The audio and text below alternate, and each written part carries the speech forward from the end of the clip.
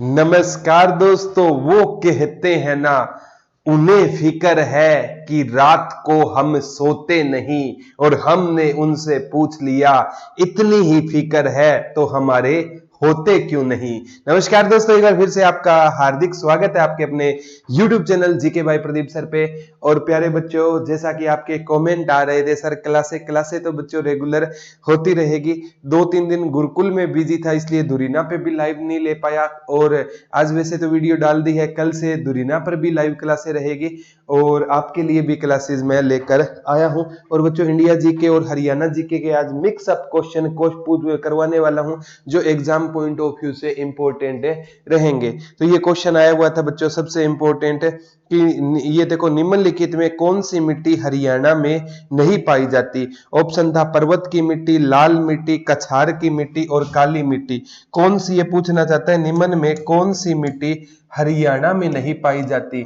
और इसने the answer माना, जानकर हैरानी होगी, हरियाणा में काली मिट्टी नहीं पाई जाती। कौन सी मिट्टी नहीं पाई जाती प्यारे बच्चों? काली मिट्टी नहीं पाई जाती। यहां से एक क्वेश्चन प्यारे बच्चों ये भी बन सकता है कि काली मिट्टी है ना, ये किस फसल के लिए सबसे अच्छी मानी जाती है। तो काली मिट्टी है ना, कपास के लिए सबसे अच्छी मानी जाती है। और गुरुजी, कपास भारत में सबसे ज्यादा कहां पर होती है? तो प्यारे बच्चों, कपास भारत में गुजरात में सबसे ज्यादा होती है। गुरुजी, हरियाणा में कपास कहां पर ज्यादा होती है? तो हरियाणा में कपास प्यारे बच्चों सिरसा में ज्यादा होती है। और एक बार है, हरियाणा में मिट्टी की प्रमुख समस्या क्या रहेगी? तो मृदा अपरदन। और हरियाणा में मृदा अपरदन को गुरुजी किस नाम से जाना जाता है? तो रेंगती हुई मृत्यु कहा जाता है। रेंगती हुई मृत्यु किसको कहा जाता है?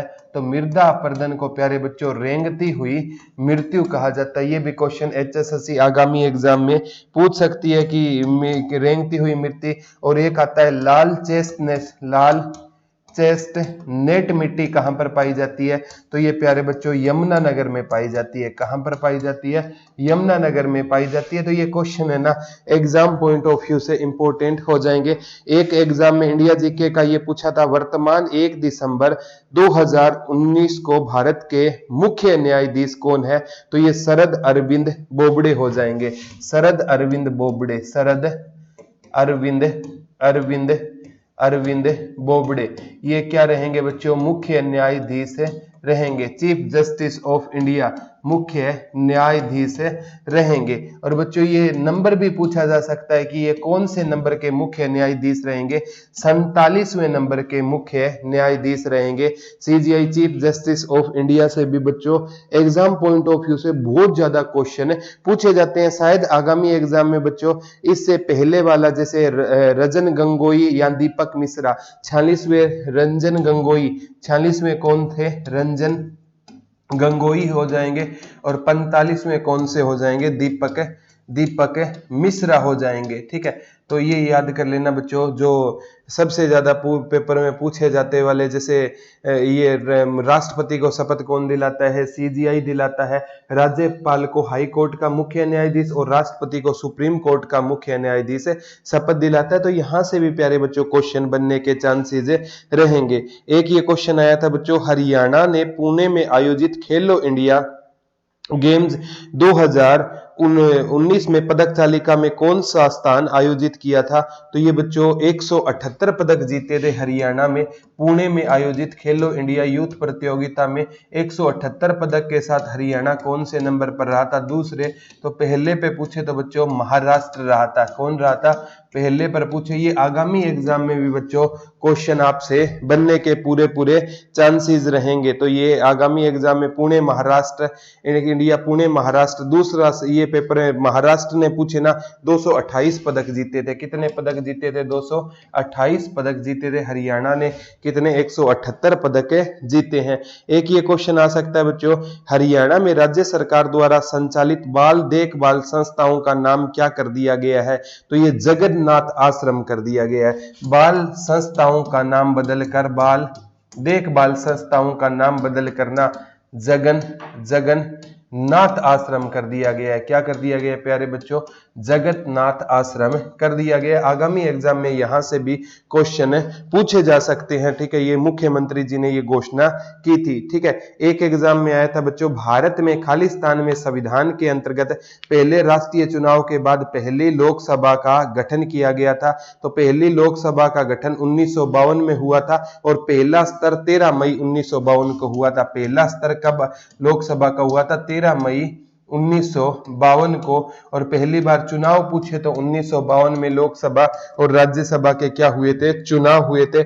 और वर्तमान में एक बार आया था, कौन सी जो राज्यसभा चल रही है, बच्चे 17वीं कर रहे थे, वर्तमान में ना पहली राज्यसभा चल रही है प्यारे बच्चों। राज्यसभा कैसा सदन है? राज्यसभा है ना एक स्थायी सदन है। कौन सा सदन है? स्थायी सदन है। इसका कोई कार्यकाल नहीं होता, इसके सदस्यों का क्या होता है? कार्यकाल होता है। इसके सदस्यों का कार्यकाल होता है। और लोकसभा के सदस्य है ना, मतलब इनका 6 वर्ष इनका क्या होता है? कार्यकाल होता है। तो राज्यसभा एक स्थायी सदन है। इसे क्या कहा जाता है? उच्च सदन कहा जाता है। इसे और क्या कहा जाता है? अनुभवी व्यक्तियों का सदन कहा जाता है। अनुभवी व्यक्तियों का क्या कहा जाता है? सदन किसको कहा जाता है? राज्यसभा को कहा जाता है। तो एग्जाम पॉइंट ऑफ व्यू से इंपॉर्टेंट हो जाएगा, अपर हाउस कहा जाता है।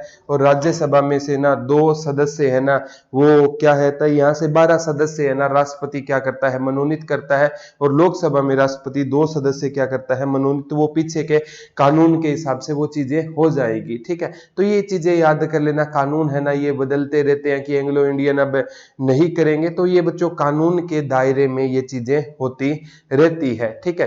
तो एग्जाम में पॉइंट ऑफ व्यू से राष्ट्रपति लोकसभा में 2 और राज्यसभा में 12 सदस्य क्या करता है? मनोनीत करता है। एक बार आया था, निम्नलिखित में किस कारक का मुद्रास्फीति पर कोई सीधा प्रभाव नहीं पड़ता? आय या पैसे का पड़ता है, सामग्री का उत्पादन पड़ता है, ईंधन की कीमत पड़ता है मुद्रास्फीति पर? तो बच्चों साक्षरता 10। मुद्रास्फीति पर डायरेक्ट असर कौन नहीं डालता? साक्षरता दर नहीं डालती, ठीक है। और हरियाणा की साक्षरता दर है ना, कितनी नोट की गई थी? 75.6 लगभग है ना। जो 2011 की जनगणना के अनुसार हरियाणा में ना, अगर पूछे पुरुष सबसे ज्यादा कहां पर पढ़े लिखे हुए थे? रेवाड़ी में पढ़े लिखे हुए थे। पुरुष कम पूछे तो नूह में पढ़े लिखे हुए थे। महिलाएं ज्यादा पूछे तो गुरुग्राम में पढ़ी लिखी थी। महिलाएं कम पूछे तो नूह में पढ़ी लिखी हुई थी। तो ओवरऑल अगर पूछे ना, जो लिंग अनुपात सबसे ज्यादा कहां का था? गुरुग्राम का। और ओवरऑल लिंग अनुपात कम पूछे तो कहां का था? मेवात का, जिसे हम वर्तमान में क्या मानते हैं बच्चों? नूह मानते हैं। यहां से आगामी एग्जाम में भी प्यारे बच्चों क्वेश्चन बनेंगे। और एक बार कोई भी क्वेश्चन बने ना, तो वो आपका गलत नहीं होना चाहिए, ठीक है। एक बार ये क्वेश्चन पूछा गया था, आगामी एग्जाम में भी क्वेश्चन आ सकता है कि शिवांगी पाठक वाला क्वेश्चन आया हुआ था। इनका जन्म है ना 10 जुलाई 2001 को हुआ था। शिवांगी पाठक 10 जुलाई 2001 को इनका क्या हुआ था? जन्म हुआ था। किसका प्यारे बच्चों? शिवांगी पाठक का जन्म हुआ था। सबसे कम उम्र पर माउंट एवरेस्ट, यानी इनका संबंध पूछा जा सकता है। शिवांगी पाठक का संबंध कहां से रहेगा? इंसार से रहेगा। एकमात्र अंधी पर्वतारोही मांडवी गर्ग कहां से रहेगी बच्चों? इंसार से रहेगी, ये याद कर लेना। माउंट एवरेस्ट फतेह किया था इन्होंने 16 मई 2018 को। इन्होंने माउंट एवरेस्ट कब फतेह किया था? 16 मई 2018 को इन्होंने माउंट एवरेस्ट क्या किया था प्यारे बच्चों? फतेह किया था। और गुरुजी ये क्वेश्चन है ना किससे करवा रहे हो बच्चों? ये हरियाणा और इंडिया जीके की ये बुक मार्केट में आ चुकी है। जैसा कि आप सरफेस देख पा रहे हो, ये बुक पूरे हरियाणा में उपलब्ध रहेगी। एक नंबर दे देता हूं, जिससे आप है ना इस बुक को आपको चाहिए तो ले लेना, अदरवाइज कोई दिक्कत नहीं। एक नंबर दे देता हूं 99 920 76 282। और एक नंबर दे देता हूं प्यारे बच्चों 74 978 40047। इस पे ना मेरे कोर्स है ना हरियाणा पुलिस ग्राम सचिव और किताब, ये दोनों की जानकारी इन पर ले सकते हो प्यारे बच्चों। अच्छी लगे तो ले लेना। कोई भी राइटर जब बुक लिखता है तो अपनी तरफ से बेस्ट आउट ऑफ बेस्ट देने की कोशिश करता है, लेकिन आपको अच्छी लगे तो ले लेना, अदरवाइज कोई दिक्कत नहीं है। मैं तो कहता हूं एक किताब ले लो और उसको बार बार पढ़ते जाओ। एक बार आया था, राष्ट्रीय मतदाता दिवस कब मनाया जाता है? 25 जनवरी को। राष्ट्रीय मतदाता दिवस, राष्ट्रीय दाता दिवस कब मनाया जाता है? तो ये प्यारे बच्चों 25 जनवरी को मनाया जाता है। 25 जनवरी को मनाया जाता है national voter day. National voter day, national voter day कब मनाया जाता है प्यारे बच्चों? 25 जनवरी को राष्ट्रीय मतदाता दिवस मनाया जाता है।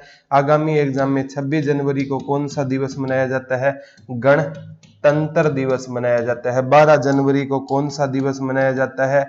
नेशनल यूथ डे, यानी ये राष्ट्रीय युवा दिवस, राष्ट्रीय युवा दिवस मनाया जाता है। गुरुजी 23 ये जो जनवरी को क्या है? नेताजी सुभाष चंद्र बोस की जन्मदिन है। नेताजी सुभाष चंद्र बोस का क्या है? सुभाष चंद्र बोस का क्या है? जन्मदिन है। 23 जनवरी 1897 को इनका जन्म हुआ था। गुरुजी कहाँ पर हुआ था? कटक उड़ीसा में हुआ था। और 30 जनवरी को ना शहीद दिवस, महात्मा गांधी को नथुराम गोडसे ने क्या मार दी थी? गोली। और 26 जनवरी को गणतंत्र दिवस मनाया जाता है। तो ये चीजें है ना जनवरी के डे बेस्ट एक वीडियो डाल दूंगा। जनवरी से लेकर दिसंबर तक के सारे डे करवाए हुए हैं। हर एग्जाम में ना एक दिवस पूछ लिया जाता है, जल सेना दिवस, थल सेना दिवस। तो एक है ना एक ऐसी वीडियो डाल दूंगा, कमेंट करके बताना चाहिए कि नहीं चाहिए। ट्रिक वाइज ये सारे के सारे डे मैंने करवा रखे हैं। ठीक है, एक बार ये क्वेश्चन आया था बच्चों, ये आगामी एग्जाम में भी क्वेश्चन आपसे पूछा जा सकता है कि क्वेश्चन आया हुआ था कि 2019 में प्रणब मुखर्जी को किस से सम्मानित किया गया था? तो भारत रत्न मिला था। क्या मिला था? प्रणब मुखर्जी को। प्रणब मुखर्जी को 2019 में कौन सा रत्न से नवाजा गया था? भारत रत्न दिया गया था। कौन सा रत्न दिया गया था? 1954 में ना भारत रत्न की क्या होती है बच्चों?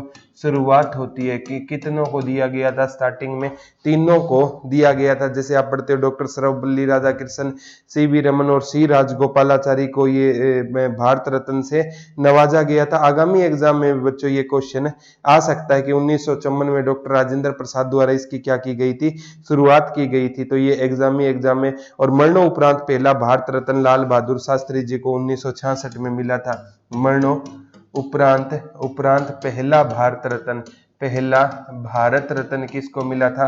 तो लाल बहादुर शास्त्री को मिला था। लाल बहादुर शास्त्री जी को मिला था। गुरुजी कब मिला था? 1966 में मिला था, क्योंकि उनकी ना मतलब ताशकंद समझौते के दौरान। और ये भी पूछा जा सकता है ताशकंद समझौता उज्बेकिस्तान में हुआ था। और पाकिस्तान की तरफ से कौन थे? आयूब खान। और भारत की तरफ से कौन थे? लाल बहादुर शास्त्री। कहते हैं लाल बहादुर शास्त्री के ना पेय पदार्थ में किसी ने जहर मिला दिया था। मैं तो लाल बहादुर शास्त्री जी को नमन करता हूं। इन्होंने ही सबसे पहले नारा दिया था, जय जवान जय किसान। इन्होंने कहा था जितनी कीमत जवान की बॉर्डर पर है उतनी कीमत किसान की खेतों में। इसीलिए गालिब कहते थे कि टपक जाती है उनकी कच्ची छत पानी से, टपक जाती है उनकी कच्ची छत पानी से, फिर भी वह किसान बारिश की दुआ मांगता है। लेकिन सरकारें आती है और किसानों के नाम पर वोट मांगती है, लेकिन किसानों की जो दुर्दशा है ना वो उसकी ओर कोई ध्यान नहीं देता। बीजेपी आए चाहे कांग्रेस आए, वही बात है, गंगाधरी शक्तिमान है। किसानों की चिंता हमेशा विपक्ष को होगी। कांग्रेस अगर सत्ता में है तो बीजेपी को किसानों की चिंता होगी, और बीजेपी अगर सत्ता में है तो कांग्रेस को किसानों की चिंता होगी। हम है ना मतलब गालिब अक्सर कहा करते थे, मैं बचाता रहा दीमक से अपने घर को, और चंद कुर्सी के कीड़े पूरा मुल्क खा गए। वही वाली बात है प्यारे बच्चों। कई बार तो रोना आता है इन चीजों पर। और ये प्रथम विदेशी भारत रत्न से सम्मानित खान अब्दुल गफ्फार खां पहले विदेशी जिनको भारत रत्न मिला, पहले विदेशी जिनको भारत रत्न से नवाजा गया था, खान अब्दुल गफ्फार खां। बाद में है ना नेल्सन जी को भी ये मिला था। ठीक है, तो ये भी आगामी एग्जाम में पेपर में पूछा जा सकता है। ठीक है, आगे आता है प्यारे बच्चों, भिवानी के पंडित नेकीराम शर्मा ने एक पत्रिका संदेश किस भाषा में शुरू की थी? तो संदेश की भाषा कौन सी होती थी? हिंदी होती थी। संदेश है ना ये किसकी पत्रिका होती थी? हिंदी भाषा में संदेश है ना पंडित नेकीराम शर्मा की होती थी। किसकी होती थी? पंडित नेकीराम शर्मा की पत्रिका होती थी। पंडित नेकीराम शर्मा का जन्म 4 सितंबर 1887 को कहां पर हुआ था? केलंगा गांव में हुआ था। और केलंगा गांव उस टाइम रोहतक में था, वर्तमान में कहाँ पर रहेगा, भिवानी में रहेगा।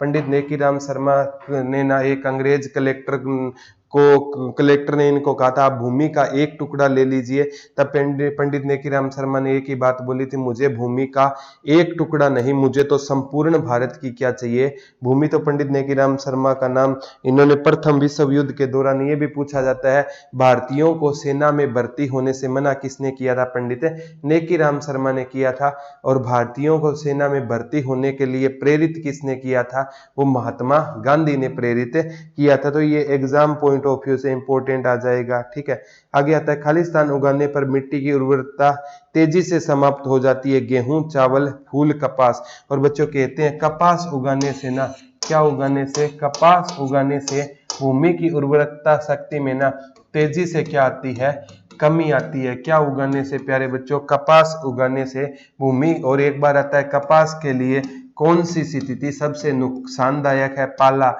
पाला बोलते हैं प्यारे बच्चों ठंड को, जब फोग यानी जो ओस गिरती है ना, वो कपास के लिए सबसे क्या रहती है, हानिकारक रहती है। और पाला पता होना चाहिए, गांव वाले होते हैं ना उनको पता चल जाता है, पाला ठंड को बोला जाता है। दिसंबर जनवरी महीने में हरियाणा में हम पढ़ते हैं ज्यादा ठंड पड़ती है, जून जुलाई जैसे गर्मी आ जाती है। ये चीजें एग्जाम पॉइंट ऑफ व्यू से भी इंपॉर्टेंट हो जाएगी। एक बार आता है, हजरत अमीर खुसरो सबसे प्रसिद्ध सांस्कृतिक और साहित्यिक दिग्गज में से एक थे, वो किस काल के थे। तो अमीर खुसरो 1253 से 1325 तक, 1253 से 1253 से लेकर 1325 तक किसका शासनकाल था, मतलब कि जन्म काल था अमीर खुसरो। इनको क्या कहा जाता था प्यारे बच्चों, तोता ए हिंद कहा जाता था। अमीर खुसरो को क्या कहा जाता था, तोता ए हिंद कहा जाता था। और अमीर खुसरो के बचपन का नाम आपसे पूछा जाएगा तो मोहम्मद हसन इनके बचपन का क्या होता था, नाम होता था। और इन्होंने ना तबले का क्या किया था, आविष्कार किया था।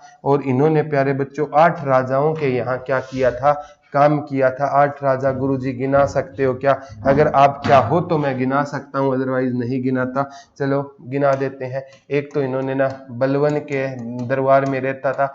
बलवन के बाद है ना, जैसे आपने सुना होगा खुसरो, बलवन के बेटा था बुगरा खा। बुगरा खा का ना 2 बेटे होते थे, एक तो केमुर्स और एक केकुबाद। कौन था, केमुर्स भी था और केकुबाद, केकुबाद। तो 3 तो ये हो गए। उसके बाद खिलजी वंश का संस्थापक जलालुद्दीन फिरोज खिलजी था, फिर अलाउद्दीन खिलजी था। 3 और 2 5 हो गए।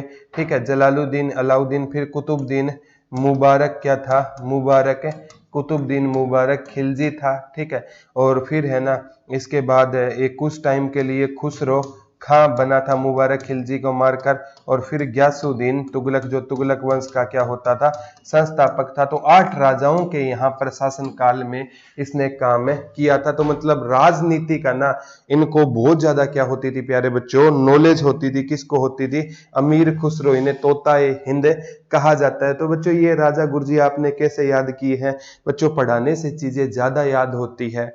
आप है ना किसी एक बच्चे को पढ़ाते जाओगे ना तो ये चीजें अपने आप आपके दिमाग में क्या होती जाएगी, सेट होती जाएगी। ठीक है, एक बात आता है, शाहबाद के शिक्षाविद और साहित्यकार जोगिंदर सिंह खालिस्तान में नहीं लिखते थे। तो जोगिंदर सिंह है ना हिंदी, पंजाबी, उर्दू में लिखते थे, लेकिन जोगिंदर सिंह अवधी में नहीं लिखते थे। शाहबाद कुरुक्षेत्र से जोगिंदर सिंह है ना किस में नहीं लिखते थे, अवधी भाषा में नहीं लिखते थे।